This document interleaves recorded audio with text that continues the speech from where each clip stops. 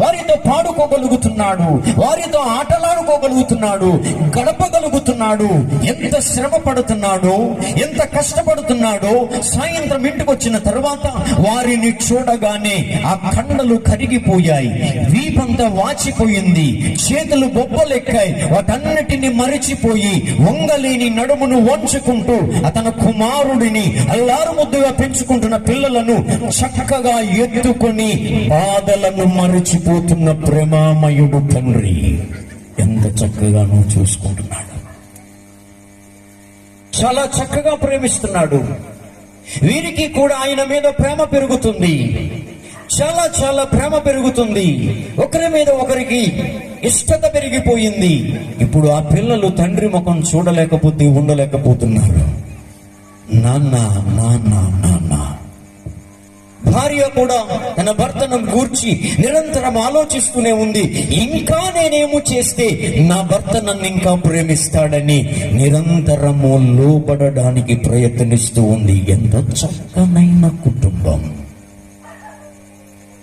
ఇలాంటి కుటుంబం ఒక ఊరిలో తాటాకిలలో జీవిస్తుంది.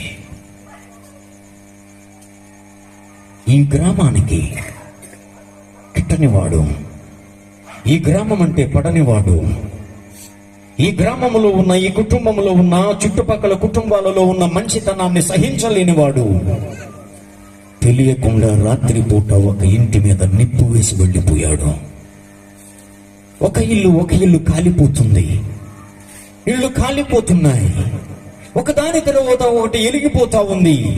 అర్ధరాత్రి కటిక చీకటిలో, ఈ మంట వెలుగులో, కానరాని పరిస్థితుల్లో కనబడక జనాలు పరిగెడుతూ ఉన్నారు. ఇలాంటి టైంలో నాన్న ప్రేమిస్తున్నాడు గనక, నాన్న ఏనాడు వీరికి కష్టం రాకుండా చూసుకుంటున్నాడు గనక, దివారాత్రులు కష్టపడుతున్నాడు గనక, రాత్రులు కూడా తన పిల్లలు ఎప్పుడు ఎక్కడ ఎలా లేపుతారో, ఏం అడుగుతారో, ఏమి కోరుకుంటారో అని నిద్ర మాని ప్రతిరోజు వారిని మెలకువతో కాచుకుంటున్నాడు కన్న తండ్రి. పగలు నిద్ర లేదు, పని వలన రాత్రులు నిద్ర లేదు, తన కొడుకుని కూతుళ్లను కాచుకోవడానికి. సడన్ గా ఇల్లు అంటుకుంది, తెలియకుండానే వెనుక నుంచి కాలుకుంటూ వచ్చేస్తుంది. అది ఎదురుకొచ్చేసింది. ఇప్పుడు భయం పడుతుంది. లోపల ఉన్నటువంటి వారిని చూస్తున్నాడు. అయ్యో, హఠాత్తుగా వీరులను నేను కాపాడుకోలేకపోతున్నానే అని అనుకునే లోగానే ఎదురుగా ఉన్న పంచ రాలి పడబోతుండగా సర్రున పరిగెట్టుకుని వెళ్ళాడు. భుజాన కాశాడు పంచని. అంటున్నాడు ఒకటే మాట, రండి అందరూ బయటికి వెళ్ళండి, కటిక చీకటిలో ఉన్న మీరందరూ బయటికి రండి అన్నాడు. ఎవరి మానాన్న వాళ్ళు పారిపోయారు. భార్య ముందుగానే పరిగెట్టుకు వెళ్ళిపోయింది. ఎందుకనంటే యజమానుడు తప్పించుకుని వస్తాడులే, నా యజమానుడు శక్తి సామర్థ్యములు కలిగిన వాడు, అతనికి తెలుసు, నైపుణ్యం ఉంది, కష్టము తెలుసు, వేదన తెలుసు, భరించగలిగే గుండెకాయ కలిగిన వాడు నా యజమానుడు అని ధైర్యముతో ముందుకు వెళ్ళిపోయి ఎదురు చూస్తుంది, వస్తాడు నా యజమానుడని. వెనకాతల పెద్ద కొడుకు పారిపోయాడు నాన్న అనుకుంటూ. రెండవ కొడుకు పారిపోయాడు, కూతురు పారిపోయింది. చివరిగా చిన్న కూతురును వదిలి పారిపోతే ఆమె పాకుకుంటూ వస్తుంది లోపల నుంచి. రా, త్వరగా రా, నా భుజం మీద పెద్ద భారం ఉంది, నేను భరించలేని భారం ఉంది, కాలిపోతానేమో, చనిపోతానేమో, త్వరగా రా అని అంటే గసినట్టు ఉంటదేమో. ఆ పాపకి అర్థం అవ్వక మరలా వెనక్కి పాకుంటూ వెళ్ళిపోతాదేమోనని నవ్వుతూ మాట్లాడుతున్నాడు. విపరీతమైన భారం భుజం మీద ఉండగానే హృదయాంతరంగంలో నుంచి ప్రేమను వలకబోస్తున్నాడు ఆయన. కూతురు ముఖాన్ని చూసి అంటున్నాడు, కూతురా రా నాన్న. ఎంత వేదన! కూతురు పాక్కుంటూ వస్తుంది. నాన్న కాళ్ళ దగ్గరకు వచ్చింది, కాళ్ళు పట్టుకుంటుంది. నాన్న అంటున్నాడు, గుడ్ గర్ల్, చాలా మంచిదానివి, నా మాట విన్నావు కూతురా, ఎంత అందమైన దానివో, నువ్వు చాలా చక్కగా అలా బయటకు వెళ్ళిపో నాన్న, నేను వస్తాను, నువ్వు వెళ్ళు అన్నాడు. మరలా నెమ్మదిగా నెమ్మదిగా పాక్కుంటూ వెళ్ళింది. పాకుతూ వెళ్తూ ఉండగా నవ్వుతూనే చెబుతున్నాడు, జాగ్రత్తగా వెళ్ళు, జాగ్రత్తగా వెళ్ళని. గడప దాటింది, వరండా దాటింది, రోడ్డు మీదకి వెళ్ళింది. వెళ్ళి అక్కడి నుంచి చూస్తుంది, నాన్న వస్తాడని. నాన్న లేడు, కాలిపోయాడు, చచ్చిపోయాడు.